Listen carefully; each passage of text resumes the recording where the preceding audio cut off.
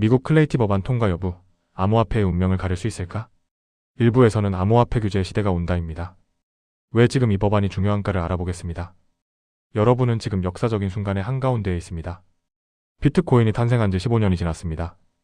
그 15년 동안 암호화폐 산업은 끊임없이 한 가지 질문에 시달려왔습니다.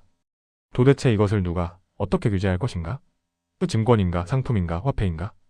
SEC의 영역인가, CFTC의 영역인가? 기업이 코인을 발행하면 불법인가, 합법인가? 이 모든 불확실성이 기관 자본의 진입을 막고 혁신 기업들을 해외로 내쫓고 투자자들을 불안하게 만들었습니다. 그리고 2026년 드디어 그 답을 쓸 법안이 미국 의회의 테이블 위에 올라와 있습니다. 바로 클레이티 법안 디지털 자산시장 명확성 법안입니다. 이 법안이 도대체 무엇인지부터 정확히 알아야 합니다. 클레이티 법안은 한마디로 암호화폐를 위한 금융시장 규칙서입니다. 지금까지 미국에서 암호화폐를 둘러싼 가장 큰 혼돈은 두 규제기관의 충돌에서 비롯했습니다.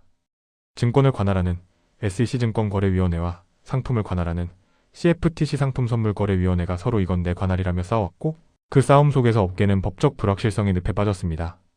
클레이티 법안은 이 문제를 정면으로 해결합니다. 디지털 자산을 세 가지로 분류합니다. 디지털 상품 비트코인, 이더리움처럼 충분히 탈중앙화된 자산으로 CFTC가 관할합니다. 투자계약 자산증권에 가까운 디지털 자산으로 SEC가 관할합니다. 그리고 허가된 결제 스테이블코인, 법정화폐에 연동된 디지털 화폐입니다. 단 하나의 자산에 대해 두 기관이 경쟁적으로 규제를 들이대는 혼란이 끝나고 명확한 규칙 위에서 시장이 작동하는 시대가 열리는 것입니다. 법안의 현재 진행 상황을 솔직하게 이야기합니다. 2025년 7월 17일 하원에서 이 법안은 294대 134라는 초당적 지지로 통과됐습니다. 찬성표의 상당수가 민주당에서 나왔습니다. 이 숫자는 단순한 의회 표결 결과가 아닙니다. 암호화폐 규제는 이제 정쟁의 대상이 아니라 국가과제라는 미국 정치권의 선언입니다. 그러나 상원에서 발목이 잡혔습니다. 현재 상원에는 두 개의 위원회가 각자의 버전을 다루고 있습니다. 상원농업위원회는 2026년 1월 29일 12대 11의 아슬아슬한 찬반으로 자신들의 버전 DCIA를 통과시켰습니다. 그러나 상원은행위원회의 버전은 마크업 심의이 계속 연기되고 있습니다. 이유는 단 하나, 스테이블코인 수익률 문제입니다. 은행들이 강력히 반발하고 있습니다.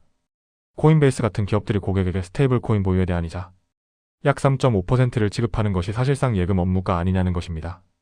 은행들은 이것이 은행 예금을 잠식한다며 달러 567억을 로비에 쏟아부었습니다. 반면 코인베이스는 USDC 보상은 예금이 아니다라며 법안 지지를 철회하는 강수를 뒀습니다.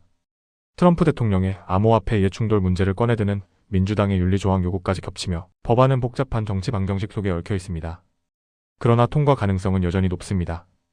2026년 3월 4일 기준 예측시장 폴리마켓에서는 클레이티 법안에 2026년 내 통과 확률을 74%로 보고 있고 칼시KALSHI는 68%로 산정하고 있습니다.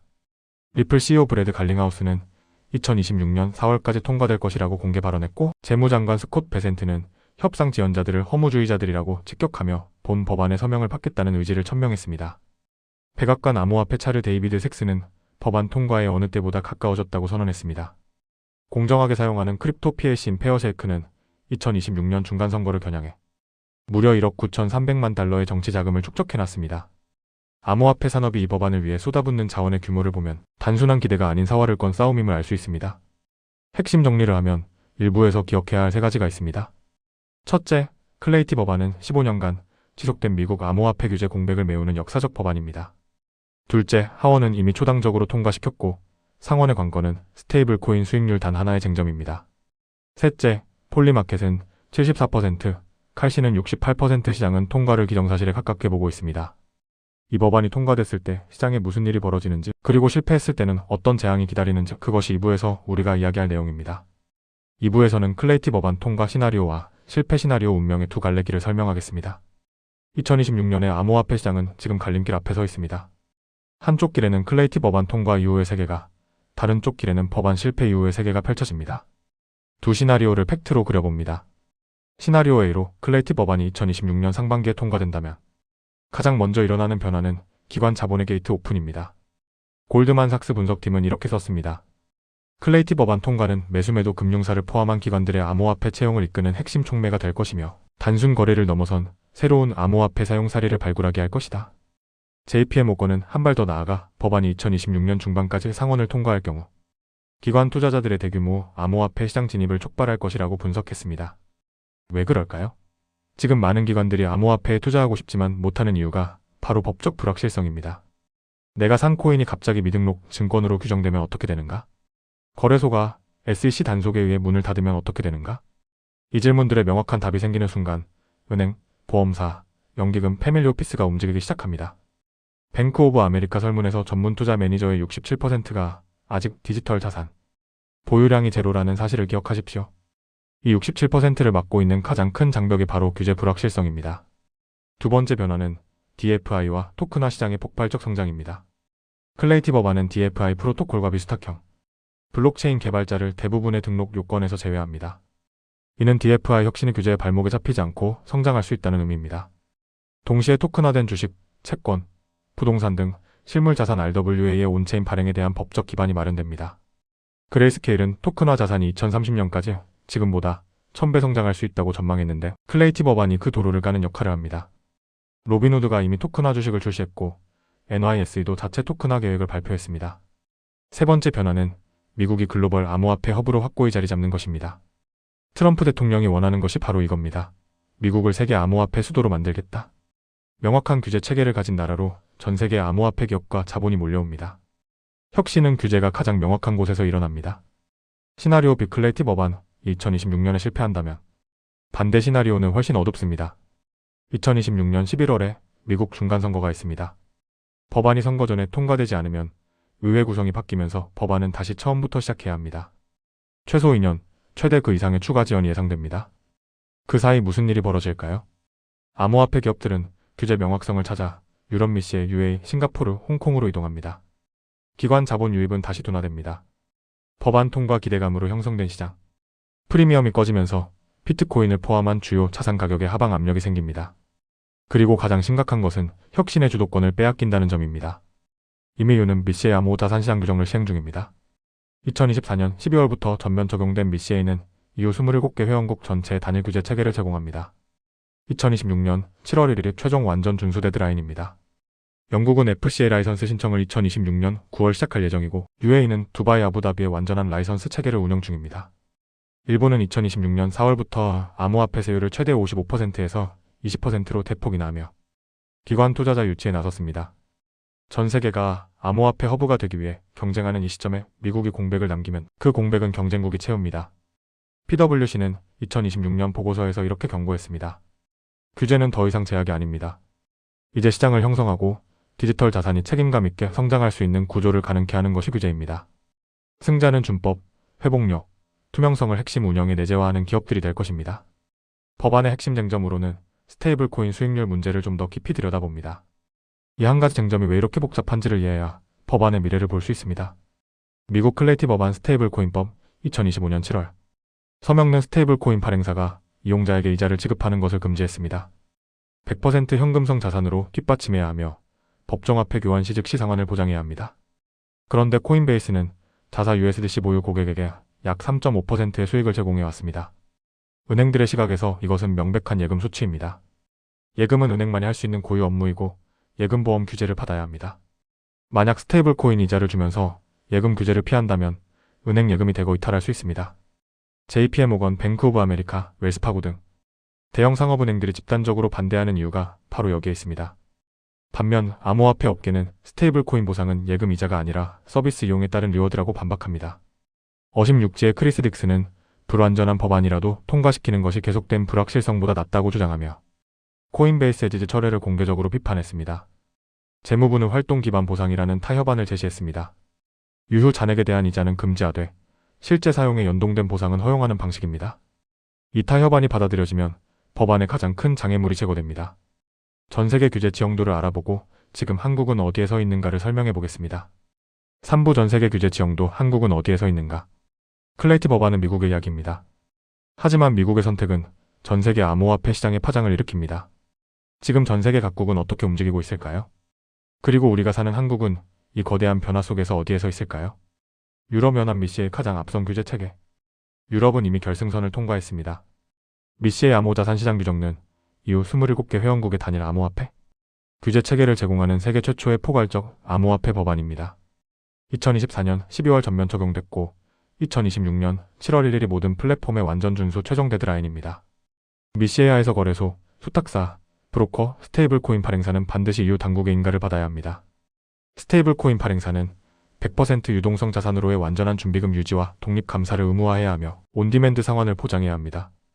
여기에 DL18 지침이 더해졌습니다. 2026년 1월 1일부터 유럽연합EU는 모든 암호화폐 플랫폼은 사용자의 납세 번호를 포함한 거래 정보를 세무당국에 자동 보고해야 합니다. 8세 시대의 종말입니다. 미시에의 가장 강력한 의미는 단일 패스포트 제도입니다. 이후 27개국 중 어느 한 나라에서 인가를 받으면 전체 이후 시장에서 영업할 수 있습니다. 이것이 유럽을 암호화폐 허브로 만드는 핵심 인센티브입니다. 영국 FCA 인가 체제로의 전환. 영국은 2026년을 준비해야 합니다. 2025년 금융서비스시장법 FSM의 2023 기반 암호화폐 규제 체계가 마련됐고 2026년 9월 FCA 라이선스 신청 창구가 열립니다. 본격 시행은 2027년이지만 2026년이 핵심 준비 신청 기간입니다. 2026년 1월 1일부터는 OECD의 암호자산보고 체계 CARF에 따라 영국 내 모든 암호화폐 플랫폼이 고객 거래 정보를 세무당국의 HMRC에 보고해야 합니다. 일본 가장 주목할 만한 변화. 일본은 2026년 암호화폐 시장에서 가장 극적인 정책 전환을 단행했습니다. 그동안 최고 55%에 달하던 암호화폐 수익세율을 2026년 4월부터 20% 단일세율로 전격 인하한 것입니다. 이는 일본이 기관 투자자들을 적극적으로 끌어들이겠다는 강한 의지 표명입니다.